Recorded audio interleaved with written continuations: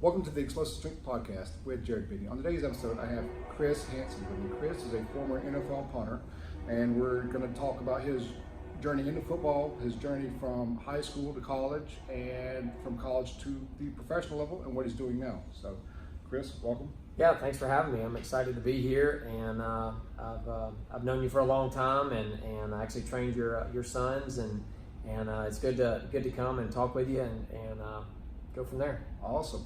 So, growing up, did you always play football, or did you play soccer? Were you involved in like basketball and multiple sports, or kind of what's your background at the younger ages? So I was a soccer player from way when I was, I think I started soccer when I was 5 years old, and from there just fell in love with soccer and was just really played that until I got into high school. Went into high school, and my freshman year I played soccer and played some basketball and stuff. But then the end of my spring semester at East Coweta, our soccer coach was our D-line coach, and Coach Bill Screws, and I was always able to kick the mess out of a soccer ball. So he's like, "Hey, we need a kicker next year. Would you be willing to come out and kick?" So I went home, talked with my parents, and said, I think I'm going to go out for football. Went out for football that summer. Really didn't know where any of the pads went. It was a new sport for me. Didn't know a whole lot about football. Never really watched it. Never really paid attention to it. And then went out that summer, started kicking. Went to some kicking camps for football, and just kind of fell in love with kicking a football, and then from there, just started kicking field goals and punting and kicking off for the Indians at East Coweta, and it led to a fun time and great career. I just kicked really my sophomore year. By my junior and senior year in high school, I was playing receiver and contributing on the field, not just for kicking and punting. So just something that I think I was naturally gifted to do. I was always able to kick a soccer ball pretty far, and just having the right technique and the right teaching.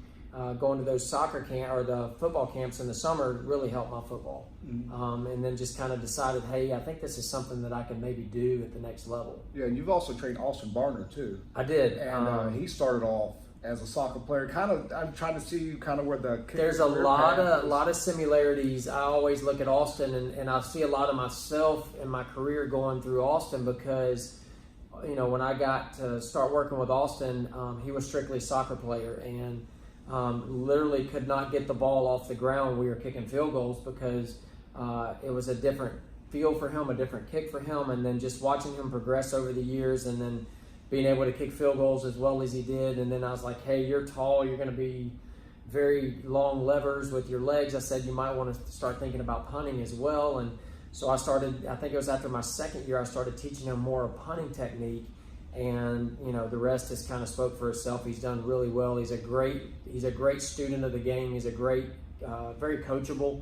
And I think that's what you have to be as an athlete. Just be coachable. If you don't know how to do something, be willing to learn. Now you're right. I think I'd see a lot more kickers. They're more short in stature, and the punters are a lot more long-limbed. You have that more of the long lever system. A lot of your punters that you see, even in the professional level, are 6'2", 6'3", 6'4". Mm-hmm. A lot of your kickers are a little bit smaller. Now there are some bigger kickers. Joe Nedney was one of them. I think he was 6'3", 6'4". There's some bigger kickers, but for the most part, the punters are usually a little bit taller for that leverage system coming through. Now, do you see it with all your experience? Do you think punters last longer in the NFL, or do you think kickers do? It seems to me that you see a lot more kickers, like Gostowski's still there forever. Yeah, you see Vinatieri, you see Gostowski, you see Morton Anderson and Gary Anderson. I think the wear and tear on their bodies is a little bit less than punting and kicking, but I guess it all depends on the body type and the work ethic of that kicker or punter, how they take care of their bodies, how they're mentally able to lock in each week, and there's a lot of similarities, but I just think it comes down to work ethic and just locking in and being able to compete under pressure on a consistent basis. Yeah, because once they see that you can do it, it's kind of hard for them to go out and get someone else that's not going to be. It is. That's the beauty of being a veteran. Yeah, so, you're more reliable. Yeah. Now, what was the recruiting process like for you coming out of high school going to college? Very nerve-wracking. I know there's a lot of high school seniors and juniors that are involved in recruiting right now, it's one of the most stressful things you'll go to. I tell our kids and our parents a lot of times that when they do talk about it, I was like, it's not an easy thing. It's very stressful because you're trying to decide, one, who wants you, or figure out who wants you. Then you've got to decide where you want to go.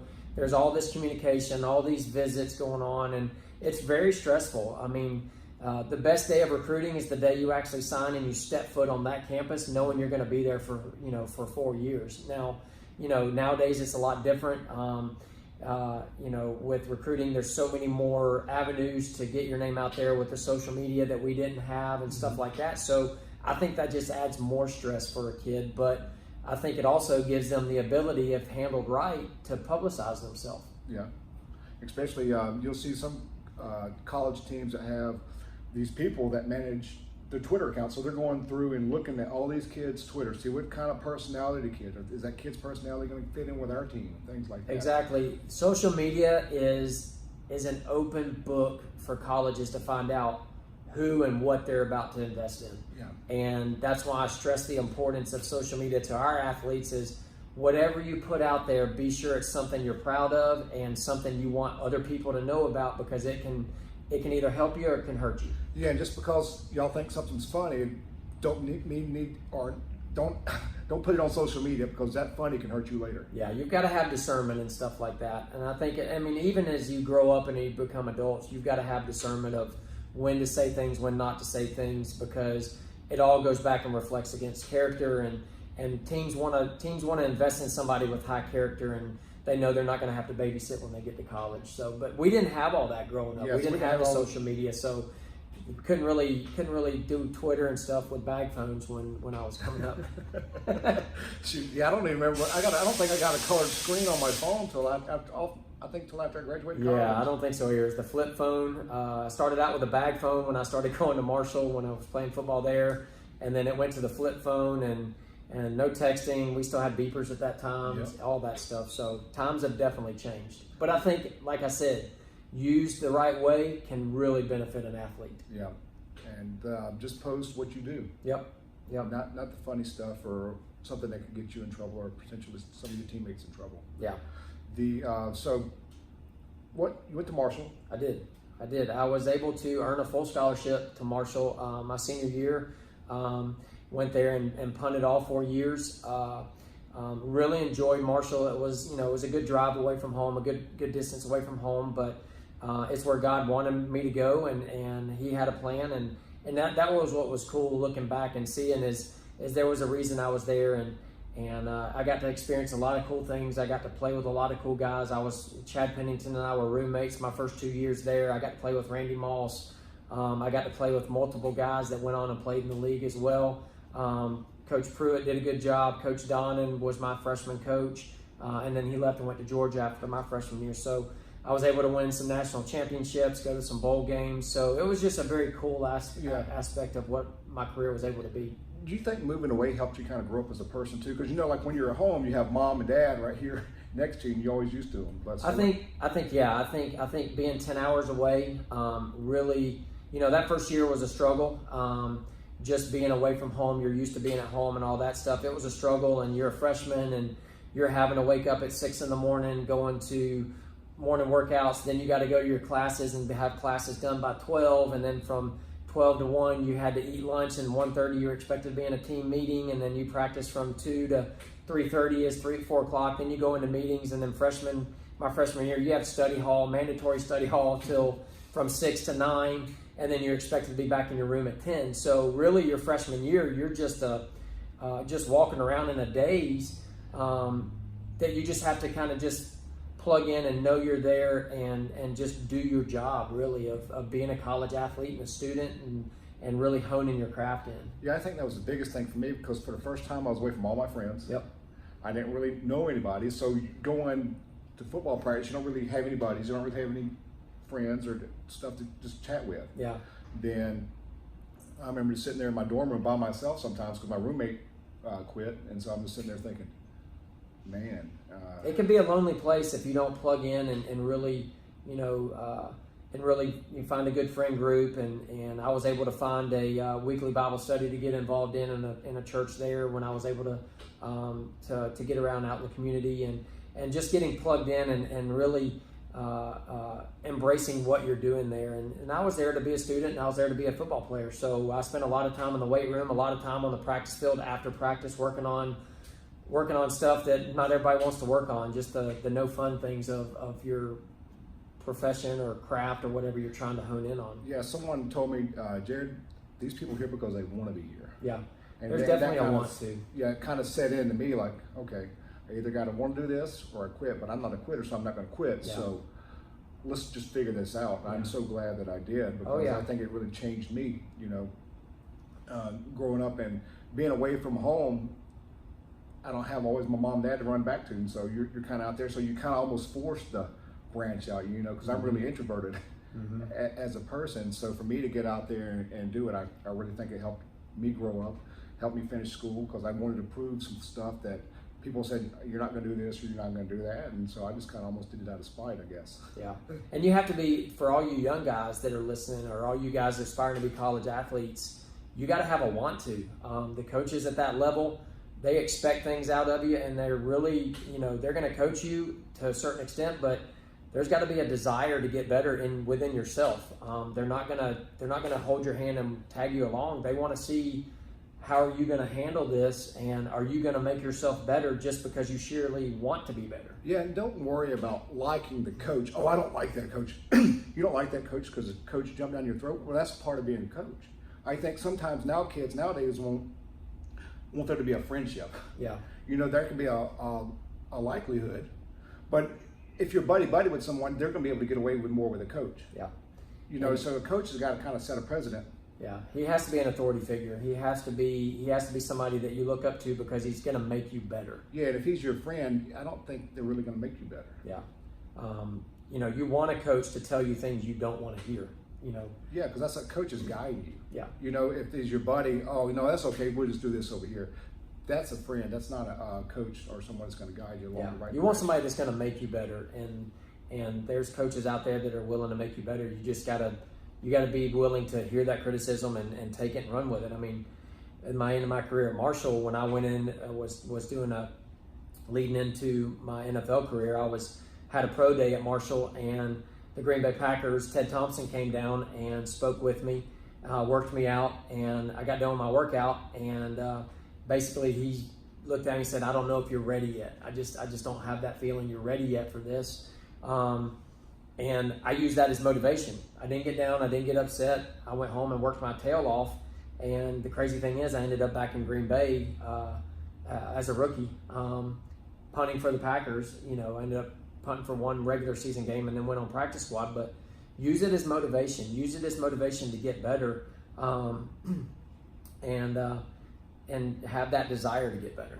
What was the process like going from college to NFL? That's pretty nerve-wracking too. Huh? It was. That whole, any kind of process where you're relying on other people to make a decision for you is tough, because you've put in all the work, you've done everything you can, and you hope you've done your best day in and day out, and not just on the field, but in the weight room, in the community, because they look at all those things. You hope you've done your best to make yourself the well-rounded athlete, the student of the game, whatever, and then you just are in a waiting game of, okay, what's going to happen? So it's a stressful moment. Yeah, and you never know where they stand either, because they're not going to let you know. You don't. You're all, and if you let it get to you, you'll start playing mind games with yourself. So you just got to handle your stuff and do you. I tell kids all the time, just do you. If you're asked to go in the weight room and kill it every time.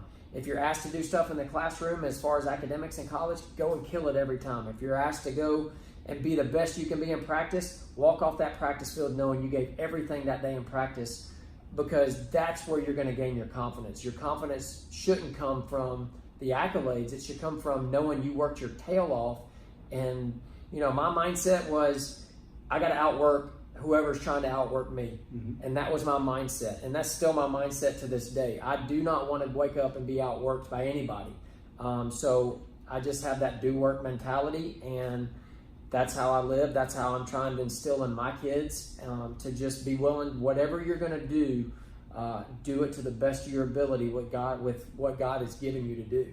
Yeah, and it's not always what you want to do, it's what you need to do. And I think that's part of growing up and being an adult. Sometimes we don't want to do stuff, but we know it needs to get done. Yeah. Because no one's going to do it for us. No, there's a thing in our household with my kids. It's a get to versus have to. And my kids go, why do I have to do this? Why do we have to go to weight training? Why do we have to go to class? Why do I have to take tests? And I always tell them, time out. You get to do this. You get to do this because you were given this day to make the best of it. So you get to go out and you get to attack the day, and you get to go in the weight room and get better. You get to go to class to get smarter, so you can do something with your life and your career later on. So it's a get to versus have to, and so many times we fall in that have to mode, and that's not very successful when you feel like you have to do stuff. But when you get to do stuff, it puts a different mentality on it. Yeah, and it really helps you put a different, like you said, just different perspective. Yeah. Now, the journey, you went from Green Bay to... So I started off, I got signed by the Cleveland Browns, Okay. Went to camp with them, and went through all the camp, had a great coach who taught me a lot. Ken Wisenhunt was actually our special teams coach who's been a head coach in the NFL now. He's been the offensive coordinator for the Steelers for a while, but he was a great coach for me because he helped me become more of a punter, knowing my craft, knowing the basics that I needed to know of my drop. My drop was the most important thing, and that's what we worked on. But went from Cleveland, and then got released in the preseason, went to Green Bay, got released from Green Bay, or went to Miami, then went to Green Bay, then back to Miami, and then the NFL Europe. Tore my ACL in NFL Europe. On your kicking leg or your plant leg?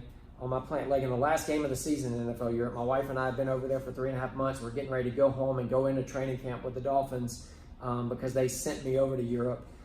Tore my ACL, went through rehab, and as soon as I got healthy again, went into training camp with the Dolphins still because I was under contract with them, and then I got cut, and then that's when I landed my first official NFL teams. It took me about 2.5 years to get solidified in the league. It's not an easy thing to do. No, it was a 2.5 year road of rehab and camps and being cut. Actually, when I would get cut, I would come back home and train, and I would substitute teach at Northgate High School in East Coweta, just so I had the freedom to pick and choose my days to work and make money, but also still train for what I wanted to do. And so I did that, and then I finally landed with the Jacksonville Jaguars, and my career kind of took off from there. Made the Pro Bowl my second year in Jacksonville. Yeah, had a rough 2 years. Rough 2 years. You had to substitute teach. Yep. And that's not easy, but you still kept going. But you still grind. I mean, just because, like, you got kickers coming out this year. Jameson Best is going to come out. Great kicker, by the way. I actually got to work with Jameson. He's done really well. I'm so excited for him and his family. And so if you don't make it the first time, I mean, you got to kind of be like you, just keep going. Yeah, you just got to keep plugging. If it's something that God's put on your heart, keep going after it. And what do you think kept you going? Because I knew I could punt in the league. I had punted, I'd seen tryouts, You probably saw all their punters. I know I'm better than that guy. Yeah, just had that drive of, okay, I know I can do this, and I just worked my tail off, and I focused on things that a lot of people didn't want to focus on. I focused on the little things, being my drop, my steps. Yeah. That's like a lot of kids go out and grab a driver out of the golf bag, hit the drive. They just want to see the ball go far. Yeah. And so some kids may just go out there and just kick the ball. They just want to see, the fun part's kicking the ball and watching it fly. Yes, it is. And even with a professional golfer, the first thing you talk to a professional golfer or any golfer, what do they work on the most? It's their chipping and putting. Yeah. It's the things that are so mundane and are so boring that nobody wants to work on, but that's where you hone your craft. And with punting and kicking, with punting, it's your drop and your steps. With kicking, it's your approach and your plant and how you keep your head down to hit the ball. So there's little things that it takes, and those are the things that they're no fun. You don't want to do that, but you have to do it to be successful. Yeah, it's just like I think if something's boring, it's probably good for you. Yeah, exactly. I'd say if it's not exciting, then it's probably something that you're doing that needs to be done to make you successful. And that could be related to the drops in punting. Yep. Or that could be the schoolwork in school. Yep. That could be, I just lost my train of thought. That could just be like eating diet. Yep. Your diet, nutrition, like, all that's huge. If you're like with what you do, if a kid's going to come in here and work out and he wants to get stronger, well, he's going to have to also understand he's going to have to change his diet to get stronger, because it's not garbage in, garbage out. Yeah. You've got to change that mindset. Yeah, and I just had some kids the other day. He lost 5 pounds and he had a rough day on his squat. His squat speeds were down, because we're kind of monitoring, see how fast their bar moves. And he said, Jared, I lost 5 pounds. I said, like with a kid your age, your metabolism is so high. If you don't stay on your food, you're going to have bad days like this. I said, now this is depressing, not getting enough. Yeah, I said, look, the boring stuff, eating, you got to make sure you eat. There's no such thing as you don't have time. You always have time to eat. You just got to make time. And said, so just go work on that. We'll see what happens. We'll keep monitoring. And after about 2 weeks, his numbers went back up. Yeah. So a little bit of bad did a lot of hurt. Oh, it'll do a lot. Yeah. A little bit of anything negative always ends up being a lot more than you think it'll be. Yeah. So it's always, even and you know this, even with punting and kicking or workouts or whatever, it takes so long to gain it, and it's maybe half that time to lose it. Yeah. It's kind of like, geez, you could take something, build it in 10 years, and all of a sudden you do one bad thing, and all that 10 years can be almost erased. Yeah, it's crazy. Crazy. Now, Pro Bowl, what was it like going to the Pro Bowl? That was a lot of fun. I was honored to be selected as the Afc Pro Bowl Punter that year in 2002, and I got to be on the team with a lot of cool people. I was with Jerry Rice and Peyton Manning and all those. It was just a cool experience to be sent over there. I got to take my snapper with me. I got to take my family with me, and just go over there and just see all those great athletes. I was just walking around in awe of who I was able to be with, and then the game was a lot of fun. But just to experience that was pretty cool. That was back when they still kept it in Hawaii, so we got to experience Hawaii. It's the first time I've been to Hawaii, and it was just a lot of fun. It was a good memory for us. Oh, that's pretty cool. How long were you with the Jaguars for? Jaguars, I was 6 years, and then I got released from them and went to the New Orleans Saints, I say, for a cup of coffee. Went to the New Orleans Saints for the summer. I got released and then went to New Orleans Saints and worked for them all summer, went into preseason, got cut before the last preseason game. They actually kept a buddy of mine, Steve Weatherford, who's huge into fitness now. And working out, but they actually kept him over me. He was a little bit younger. I was the veteran, and that's when I started my career with the Patriots. Shortly after that. Okay, you were with the Patriots what, 2 years? 3 years. 3 years. 3 years with the Patriots. And so then after your career, then you started coaching, right? I did. So I retired in 2009. We had lost my grandmother my grandfather and my wife's grandmother to both to cancer that year, and it was a tough year for us. And I'd already played longer than I thought I would play. I ended up getting 11 years in total, being on practice squads and all that stuff. So I'd already played longer than I thought I would, and it was just to the point where I had 3 kids. We were always away, and it got to the point where I was like, you know what? God had put something different on my heart, and I was like, I think I'm ready to walk away. It's time for family now. It's time for family. I want my kids to grow up around my family. They didn't get to really know my grandfather or her grandmother as much as I would. We're a big family, and we cherish our family time. So it was just time to walk away. That wasn't an easy decision. I went through a lot of ups and downs after that year of retiring, but as soon as I came back into town from retiring, Coach Cronick, my head coach at East Coweta, was the head coach at the Heritage School on 29, and I reached out to him and said, hey, I just retired. I'm in town. I would love to get connected with you. So I ended up coaching wide receivers and running their strength and conditioning program, and I coached with them for a year, and it was a good time. It was a good transition for me. Like I said, it was still tough riding that roller coaster of going back. Do I want to go back and play?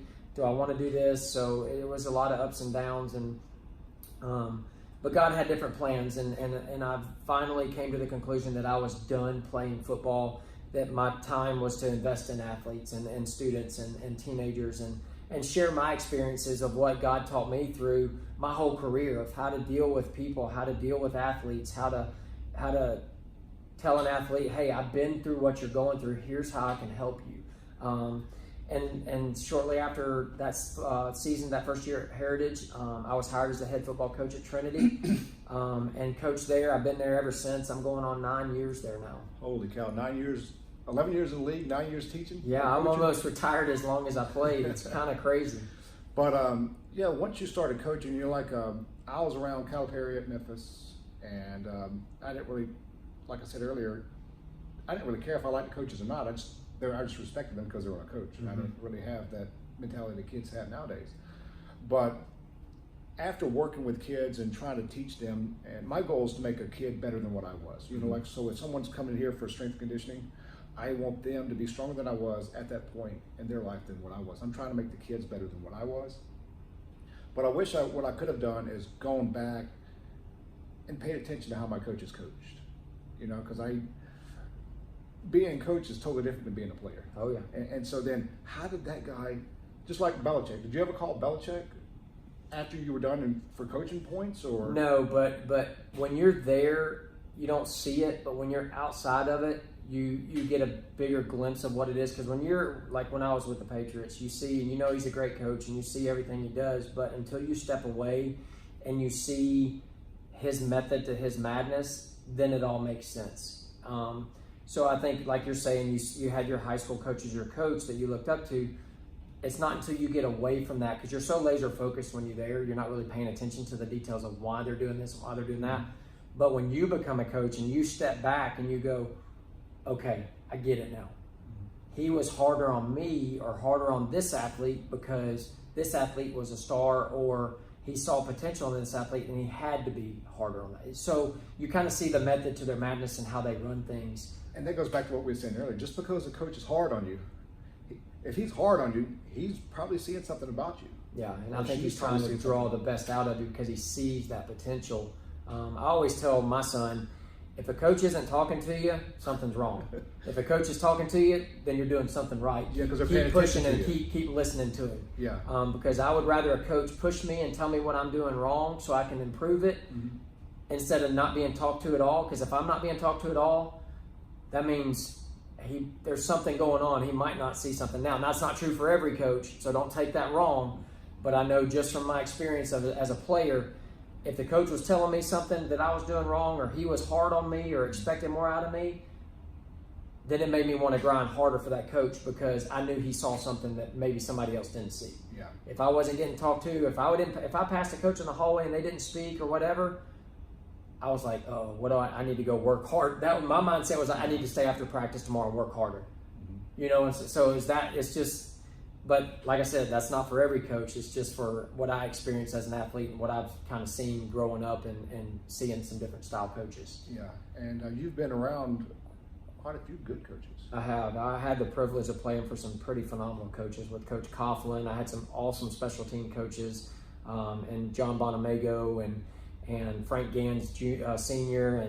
and Pete Rodriguez was a special teams coach. Guys that have that were around. Two of them have passed away since, but Coach Belichick and his whole staff, Brad Seeley. I mean, I could go off and name a bunch of coaches that I respect because they expected the best out of me, and they weren't easy on me.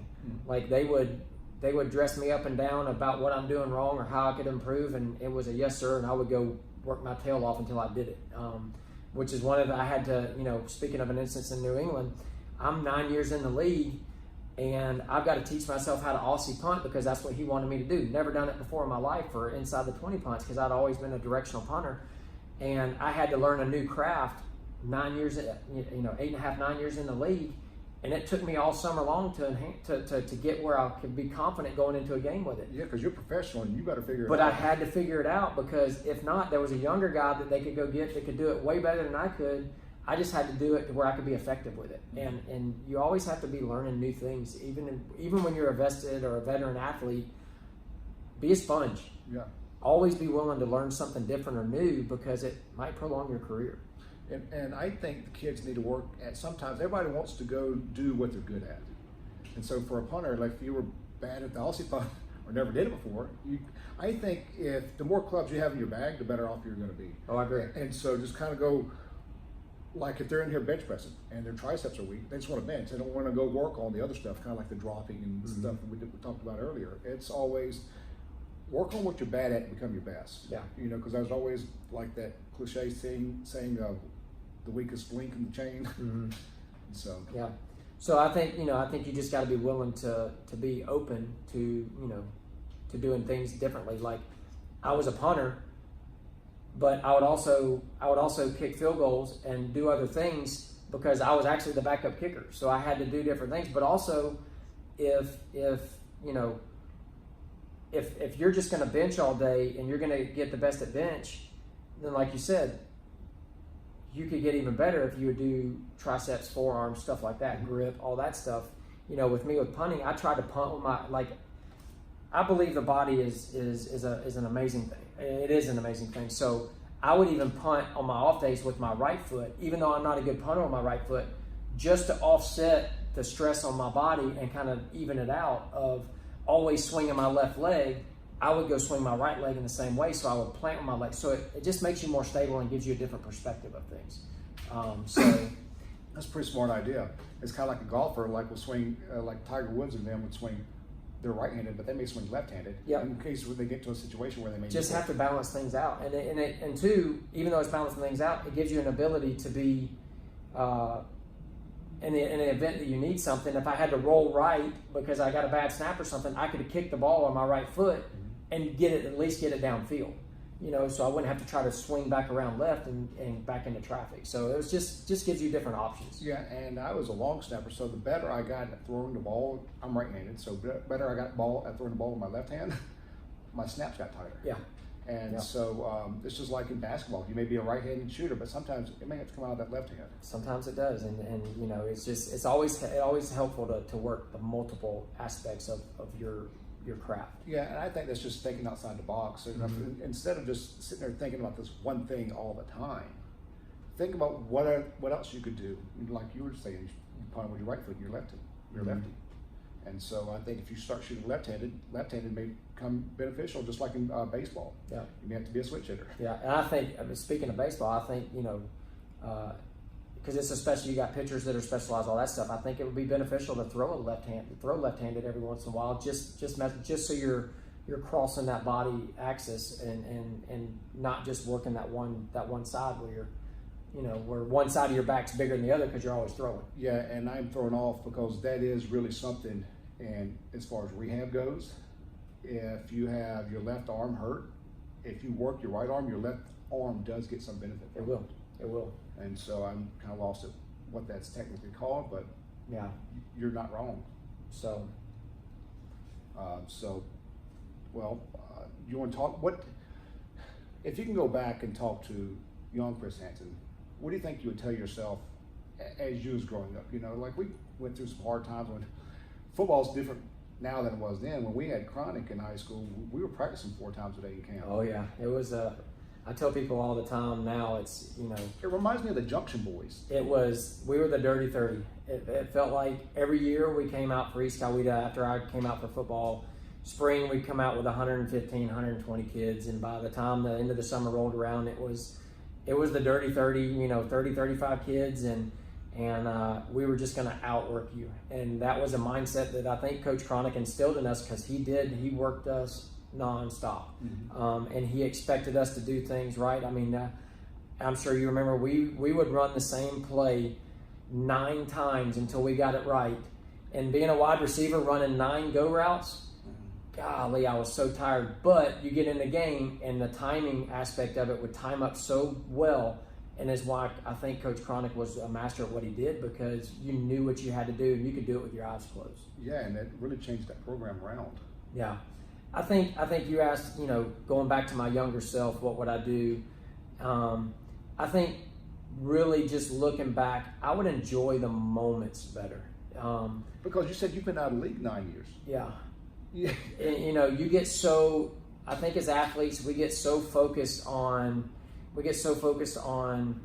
things that don't matter or things that we think matter, instead of just working as hard as you can to become the best you can with the talent that God's given you, and just enjoying each milestone, enjoying the moment. We're taught so much as athletes to be laser focused and do your job and focus on this, but I think there's a certain time that we need to sit back and go, okay, that was fun. Mm-hmm. But as athletes, we're taught to move on to the to the next game. We're going to focus on the next game. There has to be a period, and I'm not saying it's like a day's period or a week's period, but after the game, enjoy your moment. Enjoy what just happened.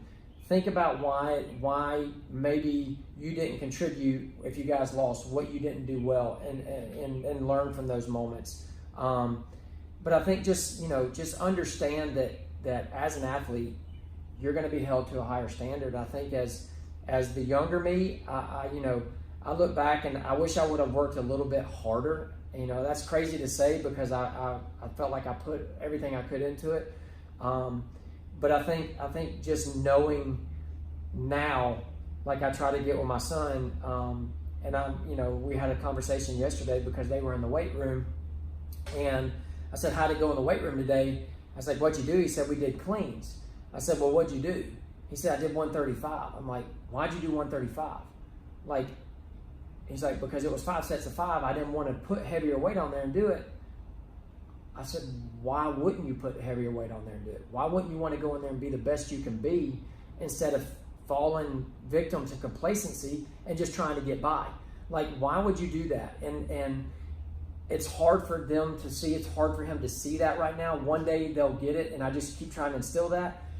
If you got set 5 sets to 5 and you're seen as a leader or you're going to be looked up to in the weight room because you're strong, go in there and put 225 or put 205 on there and do your 5 sets of 5. If you fail, you fail, but at least they see you failing, giving max effort. Yeah, giving it a lot harder effort. I mean, it's kind of like I tell people, if you're doing what everybody else is doing, if everybody else is doing 135 and you're doing 135, what makes you stand out? Exactly. And as athletes, we want to be seen as leaders. We want to be seen as, difference makers. Well, we got to have that drive to be a difference maker. So I just told him yesterday, he got a little upset with me, and I told him like, look, my job's to guide you into manhood.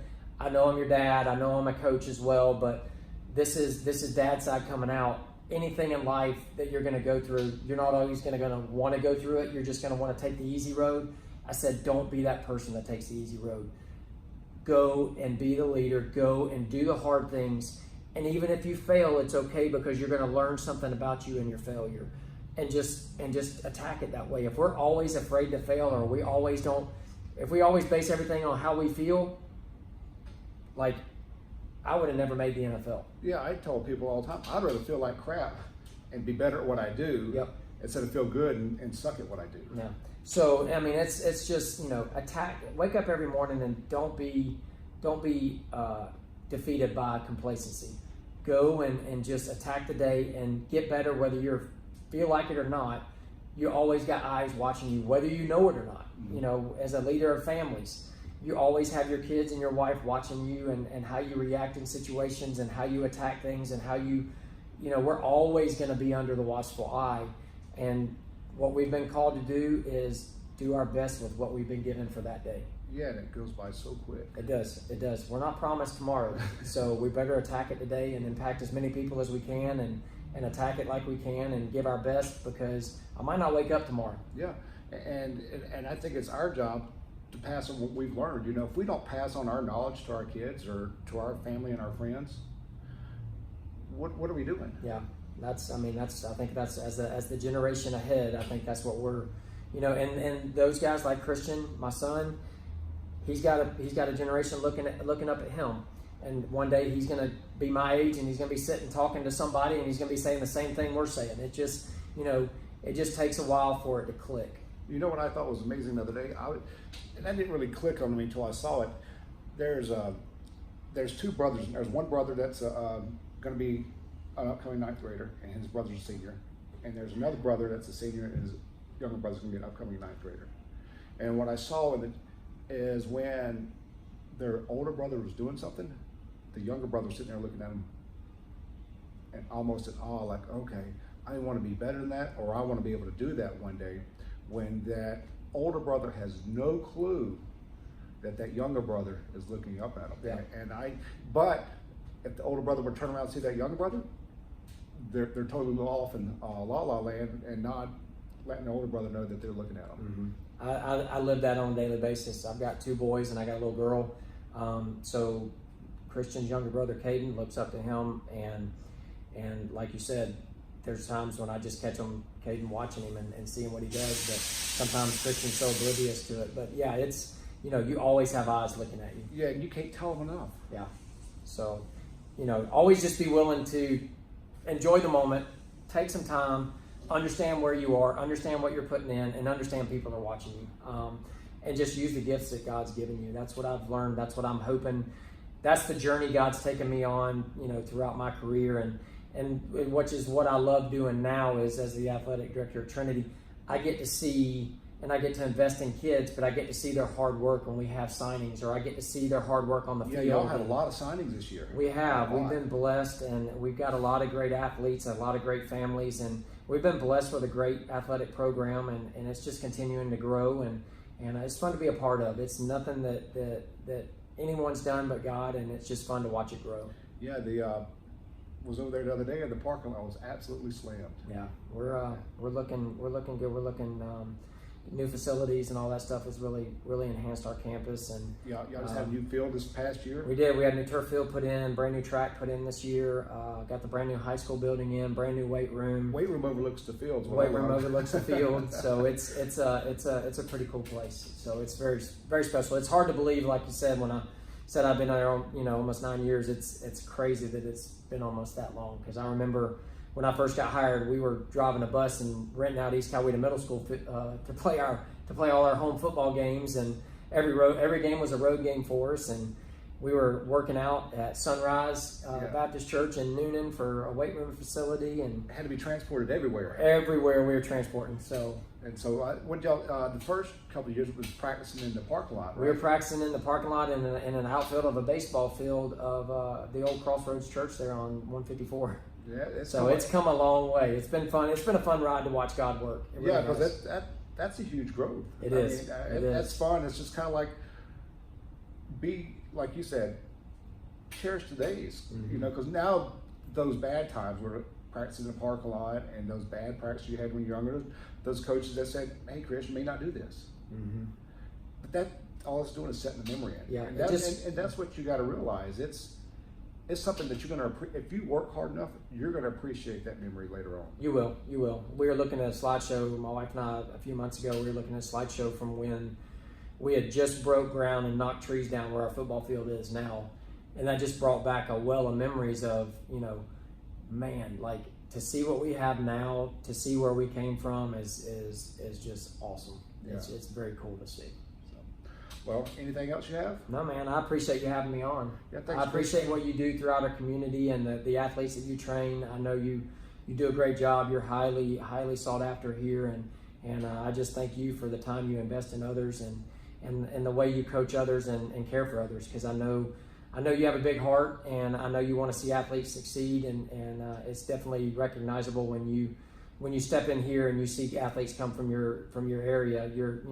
You're doing what God's called you to do, and I just want to say thanks for doing that. I appreciate that. So anyway, hey, thank y'all for watching. Thank y'all for listening. Do you want them to follow you in any social media or anything? You can follow us on Twitter at TCS Athletics 1, and I run that. Try to keep things updated. But you can also come and check out our website, tcslions.org. But thank you guys for having me. All right, thanks. Hey, thank y'all for watching. Thank y'all for listening. Have a good day. Yep, thanks. That's awesome, huh? Yeah, that's good.